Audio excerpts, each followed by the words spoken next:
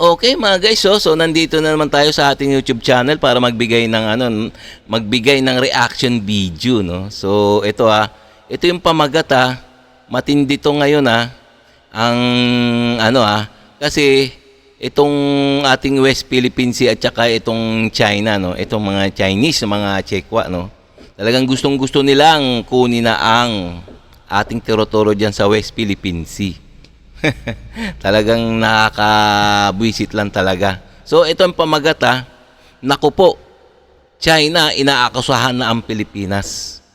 At Chinese nanggagalitin na sa sobrang galit. So ganyan ang reaction, ganyan ang pamagat ng ating bibigyan ng reaction. So itong video na to ay galing kay Noypi. Please paki-subscribe kay Noypi Minds. Ayan Ayan, makikita nyo sa screen si Noypi Minds, paki-subscribe din sa kanya. And also, syempre, please paki-subscribe din sa ating YouTube channel bago tayo mag-umpisa. Okay? So, umpisa na natin kung bakit ba nagagalit na talaga sobra ang mga Chekwa na to sa atin.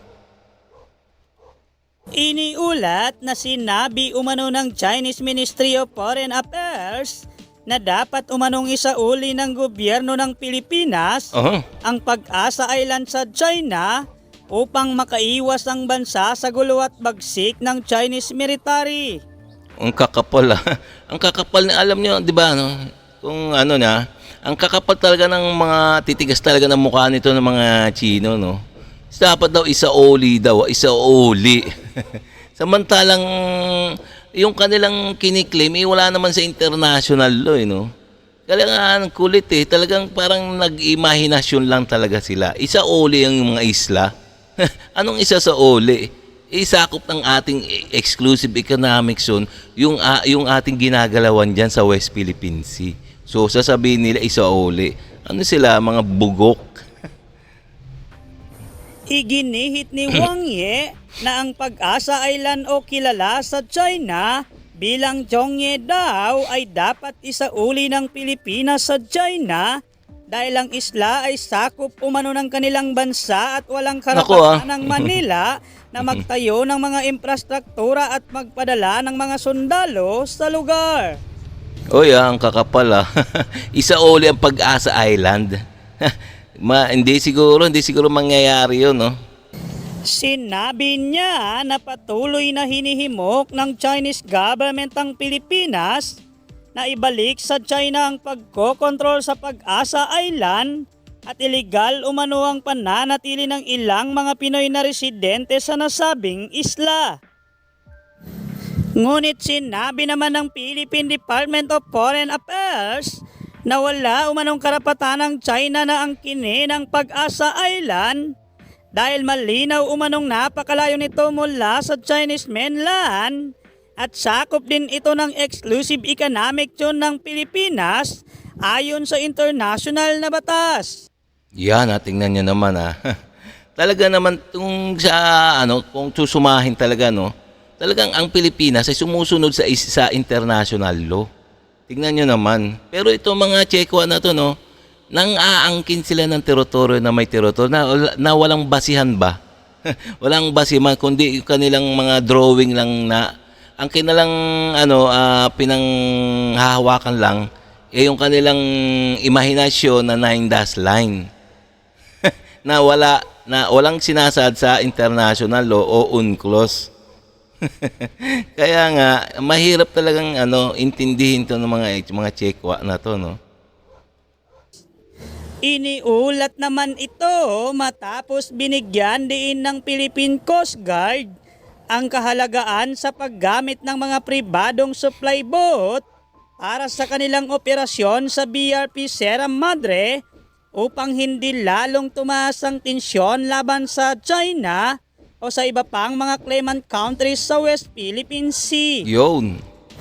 Ipinaliwanag ng tagapagsalita ng PCG para sa West Philippine Sea na si J. Tarela na nais patunayan ng gobyerno ng Pilipinas na umaayon ito sa international norm ng non-militarization sa dispute sa nasabing pinag-aagawang karagatan sa pamamagitan ng hindi paggamit ng mga Navy vessel Yun. sa kanilang resupply mission.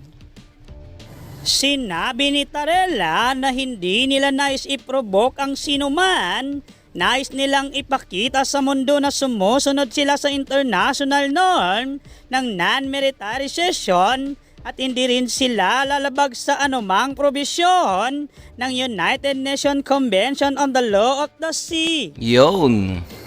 Tingnan niyo naman talagang sumusunod ang ating ang bansang Pilipinas sa international law.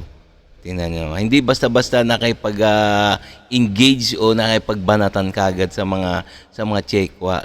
Samantalang itong mga Chekwa, itong mga barko ng Chekwa, talagang napaka-agresibo nila, no. Tingnan naman, 'di ba, sa lahat ng balita.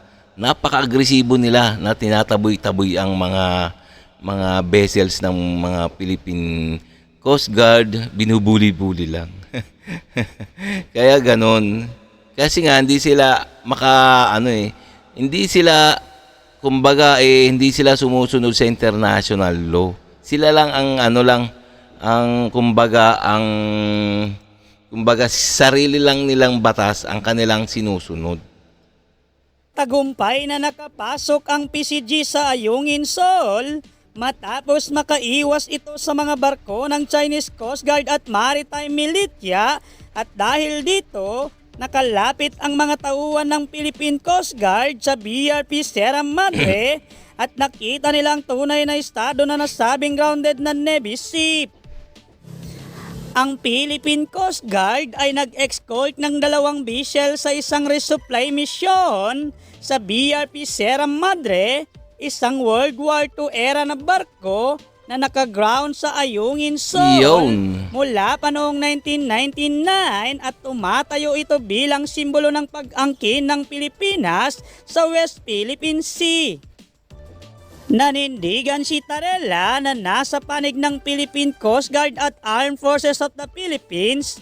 Naniniwala sila na nagsasagawa pa rin sila ng ligtas na routine operation pagdating sa mga resupply mission nito sa BRP Sierra Madre. Samantala, sa ibang mga ulat, dineploy umano ng Philippine Navy ang isang missile boat nito sa West Philippine Sea. Iyon. At Tingnan niyo naman may missile boat pala, no? May missile boat pala ang Philippine Navy. tempong namataan nito ang isang Chinese Coast Guard vessel sa lugar, kaya agad nila itong nilapitan. Sinabi umano sa report na nagulat ang mga Chinese matapos makita ang missile boat ng Philippine Navy at agad umanong umalis ang mga ito sa lugar at hindi naman hinabol ng Philippine Navy ang mga takbo. Chinese. Tingnan niyo naman, nakakita ang mga Chekwa ng missile boat ng Philippine Navy. Tingnan niyo, tumakbo. Talaga naman takutin to itong mga inchik na to, no. Itong mga Chekwa na to, no. Hanggang banta-banta lang naman itong mga Chekwa na yan. So, pero pag nilabanan mo yan, tatakbo yan . Ayun ang aking opinion . Dineploy ng Philippine Navy ang isang missile boat nito sa West Philippine Sea upang magpatrolya at magbigay suporta sa ilang mga barko ng Philippine Coast Guard na nagsasagawa ng misyon sa nasabing karagatan. Binabantayan din nito ang Pag-asa Island dahil sa presensya ng ilang mga Chinese fishing vessels sa lugar. Sinabi ng mga eksperto na isa umano itong malaking banta sa seguridad ng nasabing isla, kaya kailangan mas palakasin pa ang presensya ng hukbong dagat sa lugar. Iniulat ito matapos sinundan at hinarang ng isang Chinese Coast Guard vessel ang 2 barko ng Philippine Coast Guard na patungo sana sa Ayungin Shoal sa West Philippine Sea noong nakaraang linggo, ayon sa isang security monitoring group na nakabase sa Estados Unidos. Hindi ito ang unang pagkakataon ng mga barko ng Philippine Coast Guard.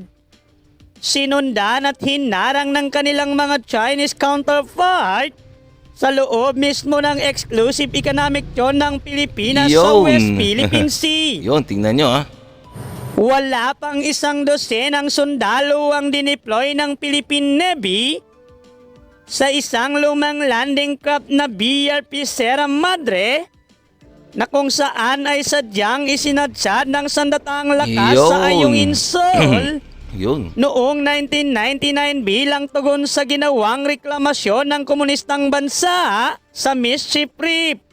Yun. Samantala, sinabi ng Armed Forces of the Philippines ng mga karagdagang lokasyon para sa Enhanced Defense Cooperation Agreement ay posible pa umanong palawakin upang madagdagan pa ang kakayahan na protektahan ang bansa laban sa anumang pagsalakay o pag-atake. Sa isang panayam sa media, sinabi ng tagapagsalita ng Armed Forces of the Philippines na si Colonel Miguel Aguilar na nagpahayag ng pag-asa ang sandatang lakas tungkol sa pagpapalawak ng mga EDCA site dahil makakatulong umano ito upang mapabuti at mapalakas ang kanilang kakayahan. Inihayag kamakailan ng Malacanang ang 4 na mga bagong EDCA site. Yun. Ito ang Naval Base Camilo Osia sa Santa Ana, Cagayan, Lalo Air Force sa Lalo, Cagayan, Yun, dami na. Camp Major de la Cruz sa Gamo, Isabela at Balabac Island sa Palawan. Wow, ang dami na. Ang dami ng EDCA sites. So ito yung mga American base American base na susuporta sa Pilipinas.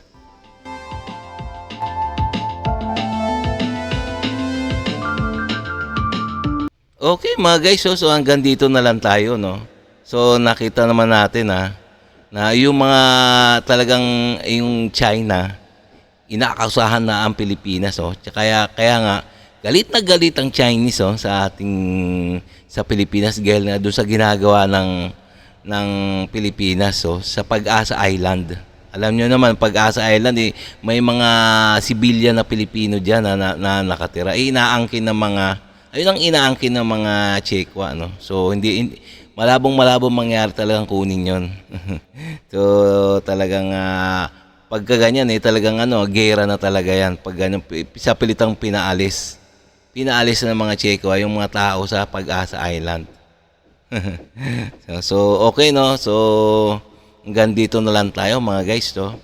So kung nagustuhan nyo yung mga ganito mga reaction video, please like and subscribe na lang muna sa ating YouTube channel bago tayo magsara. Okay?